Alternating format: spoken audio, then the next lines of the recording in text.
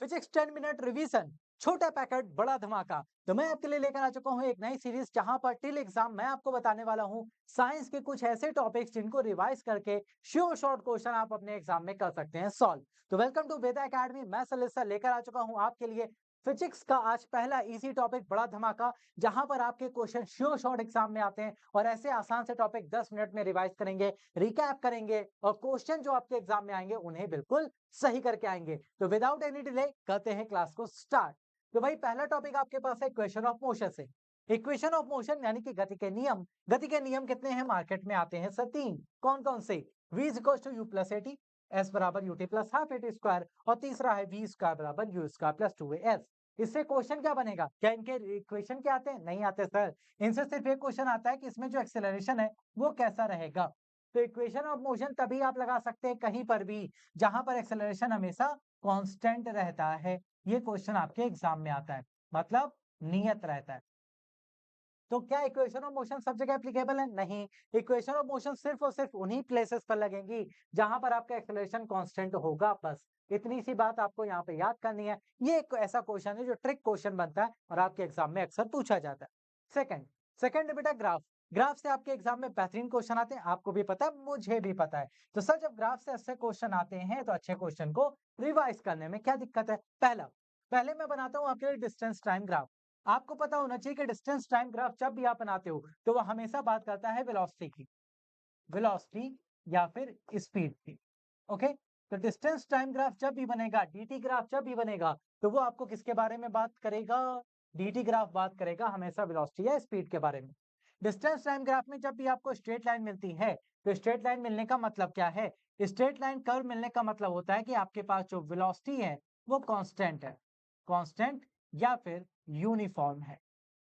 Uniform velocity या speed की बात होती है, ठीक है। अगर वो आपका जीरो से स्टार्ट हो रहा है, मतलब इनिशियल पॉइंट 0,0 से स्टार्ट हो रहा है, दैट मींस यू आपका जीरो है, ठीक है। अगर वो वाई एक्सिस पे किसी भी पॉइंट से स्टार्ट हो रहा है except zero, that means you की वैल्यू नॉन जीरो है, ठीक है। तो यू यूनिफॉर्म मोशन को डिफाइन करता है। सेकंड, अगर आप डिस्टेंस टाइम ग्राफ बनाते हैं और वो यूनिफॉर्म नहीं है, मतलब कुछ भी ऐसा मोशन है, तो वो है non uniform velocity, non uniform velocity या फिर स्पीड। ये आपका सेकंड ग्राफ है। थर्ड ग्राफ में अगर आपके पास कुछ ऐसा ग्राफ आता है जो टाइम के साथ पैरेलल हो जाता है लाइक दिस, तो टाइम के साथ पैरेलल होने वाले ग्राफ के केस में आपका वेलोसिटी या स्पीड हो जाता है जीरो। ये बात आपको हमेशा ध्यान रखनी है। क्लियर है? और लास्ट में आता है एक बहुत प्यारा सा क्वेश्चन, वो आपके एग्जाम में अक्सर पूछा जाता है कि सर डिस्टेंस टाइम ग्राफ में अगर मान लीजिए मेरे पास कोई तीन स्लोप आती हैं V1, V2, V3, तो मुझे कौन सा बड़ा है कौन सा छोटा, ये कैसे पता करेंगे? बहुत आसान तरीका है बेटा, टाइम के साथ एंगल देखेंगे, टाइम वाले एक्सिस के साथ एंगल देखेंगे। तो जो भी टाइम एक्सिस के साथ, टाइम एक्सिस के साथ जितना बड़ा एंगल उतनी ही बड़ी वैल्यू, ठीक है। और जितना छोटा एंगल उतनी ही बड़ी छोटी वैल्यू, बस खत्म। कितना एंगल देखेंगे बेटा? टाइम एक्सिस के साथ। टाइम अगर एक्स एक्सिस में है तो एक्स एक्सिस से एंगल देखिए, टाइम अगर वाई एक्सिस में है तो वाई एक्सिस से एंगल देखिए। जितना बड़ा एंगल उतनी बड़ी वैल्यू, जितना छोटा एंगल उतनी छोटी वैल्यू, बस इतना पड़ता है। सेकंड आता है बेटा आपका velocity time graph. Velocity time graph straight line, that means uniform acceleration, uniform acceleration. यहाँ पर जो भी आपके पास स्ट्रेट लाइन आती है या कोई भी कर्व आता है तो वो हमेशा एक्सीलरेशन को डिफाइन करता है। वेलोसिटी टाइम ग्राफ में अगर आप इस तरीके से नॉन यूनिफॉर्म फॉर्म बनाते हैं तो ये है नॉन यूनिफॉर्म एक्सीलरेशन, ओके। और अगर आप वेलोसिटी टाइम ग्राफ में ऐसे स्ट्रेट लाइन बना लें, दैट मींस आपका एक्सीलरेशन है जीरो, किसी भी टाइप का एक्सीलरेशन नहीं आ रहा है। लेकिन यहाँ पर एक ट्रिक क्वेश्चन आता है, वो कहता है कि अगर वेलोसिटी टाइम ग्राफ में मैंने आपको एरिया अंडर द कर्व दे दिया तो क्या होगा? क्या अब एक्सेलरेशन है? नहीं। एरिया अंडर द कर्व जब भी आप निकालोगे बेटा तो हमेशा वो बात करेगा डिस्प्लेसमेंट की। किसकी? डिस्प्लेसमेंट की। एरिया बराबर क्या होता है? Length into width. तो लेंथ है v, विड्थ है t, तो डिस्प्लेसमेंट बराबर v इंटू टी। यही आपका आंसर है, ठीक है। वेलोसिटी टाइम ग्राफ में कर्व आएगा तो एक्सेलरेशन, लेकिन अगर एरिया अंडर द कर्व आएगा तो डिस्प्लेसमेंट। ये बात याद रखेगा। इतना छोटू सा टॉपिक था। नेक्स्ट आता है बेटा आपके पास Newton laws of motion. Newton sir ने गति के कितने नियम दिए सर? तीन नियम। कौन कौन से? फर्स्ट लॉ जिसे कहते हैं लॉ ऑफ इनर्शिया, इसका मतलब क्या है कोई भी ऑब्जेक्ट अपनी पोजीशन तब तक नहीं चेंज करेगा जब तक उस पर कोई एक्सटर्नल एजेंसी काम ना करे, मतलब बाह्य बल काम ना करे। इसका मतलब ये किसके बारे में बताता है? ये बताता है qualitative nature of force, qualitative nature of force, यानी कि बल के गुण के बारे में बताता है कि बल का गुण क्या है, बल का स्वभाव क्या है। तो बल का स्वभाव कौन सा न्यूटन का नियम बताएगा? पहला नियम बताएगा। ये क्वेश्चन आता है आपके एग्जाम में। भाई क्वालिटेटिव नेचर ऑफ फोर्स बताता है, लॉ ऑफ इनर्शिया है, जड़त्व का नियम है, जो ये कहता है कि कोई भी ऑब्जेक्ट अपनी जिस अवस्था में है, गति या स्थिर, तो उसी अवस्था में रहेगा जब तक उस पर बाह्य बल ना कार्य करे। सेकंड लॉ ये बताता है quantitative nature of force, quantitative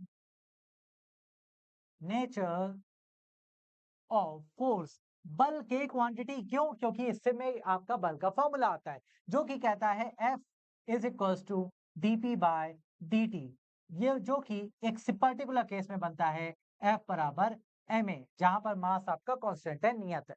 तो F बराबर ma कहां से आता है? न्यूटन सेकंड लॉ से। न्यूटन सेकंड लॉ क्या है? क्वालिटेटिव नेचर ऑफ फोर्स या क्वांटिटेटिव नेचर ऑफ फोर्स। तो आंसर है क्वांटिटेटिव। तो भाई क्वांटिटेटिव नेचर ऑफ फोर्स बताता है, जो ये कहता है rate of change of displacement, sorry rate of change of momentum, ठीक है, rate of change of momentum is called force. तो किसी भी ऑब्जेक्ट पर लगने वाला जो संवेग परिवर्तन की दर है, वो उसके बल को डिफाइन करती है, फोर्स को डिफाइन करती है, ठीक है। थर्ड लॉ है एक्शन एंड रिएक्शन, क्रिया प्रतिक्रिया। इसके बारे में सिर्फ एक बात याद रखना है बेटा, ये हमेशा दो अलग अलग ऑब्जेक्ट पर लगता है, दो डिफरेंट ऑब्जेक्ट पर लगता है, ये बात याद रखिएगा। ओके, कभी भी एक ही वस्तु के कणों के बीच नहीं लगता, हमेशा दो अलग अलग वस्तुओं पे लगता है, और ये कभी भी कैंसल नहीं होता, ठीक है। ओके, ये कभी भी कैंसिल नहीं होता। ये मत सोचना कि इस पर फोर्स लगा, इस पर फोर्स लगा, दोनों बराबर है, अपोजिट डायरेक्शन में लग रहा है तो कैंसिल हो गया, नहीं। क्यों कैंसिल नहीं होता? क्योंकि ये दो अलग अलग ऑब्जेक्ट पर लगता है, सेम ऑब्जेक्ट पर नहीं लगता, इसलिए आप इसे कैंसिल कभी नहीं कर सकते, ये बात ध्यान में रखेगा।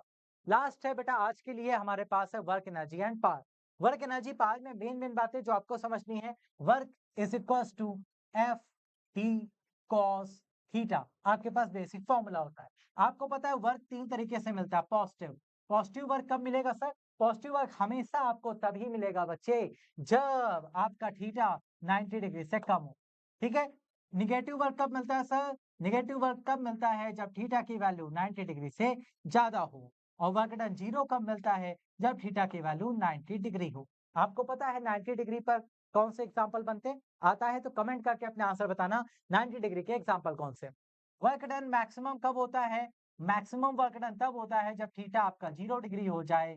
और मिनिमम वर्क डन कब होता है? जब आपके पास थीटा की वैल्यू 180 डिग्री हो जाए, ठीक है। ये वो केसेस हैं जहां पे वर्क की कंडीशंस आपको दी जाती हैं। सेकंड आता है एनर्जी। एनर्जी के बारे में आपको एक बात याद रखना है, काइनेटिक एनर्जी एकमात्र ऐसी एनर्जी है जो कभी भी निगेटिव नहीं हो सकती, ऑलवेज पॉजिटिव।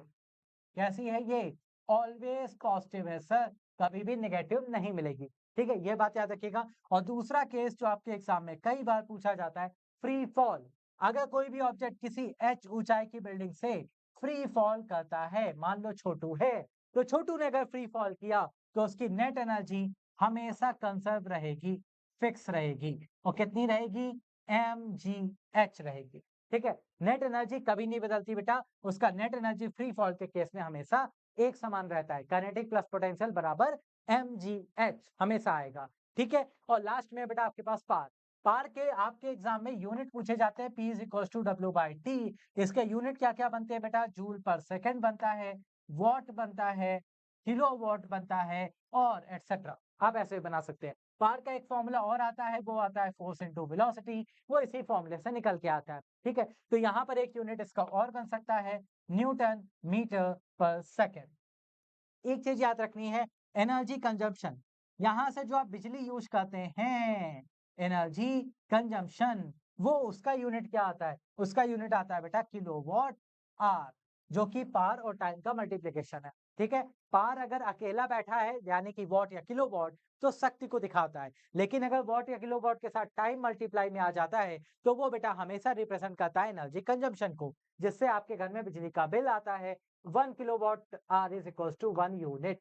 तो जितने यूनिट आप खर्च करते हो उतने का आपको बिल देना पड़ता है। आई होप आपको क्लियर होगा। तो ये थे 10 मिनट क्विक बाइट्स आज के। ऐसे ही नेक्स्ट पार्ट आपको मिलने वाला है, तो वेदा अकेडमी के साथ बने रहिए। चैनल अगर सब्सक्राइब नहीं किया है तो जल्दी से कर लीजिए, और ये क्विक बाइट्स के नोट्स मिलेंगे टेलीग्राम पर, लिंक डिस्क्रिप्शन में है, क्लिक करके डाउनलोड करना मत भूलिएगा। तो all the best for your examination.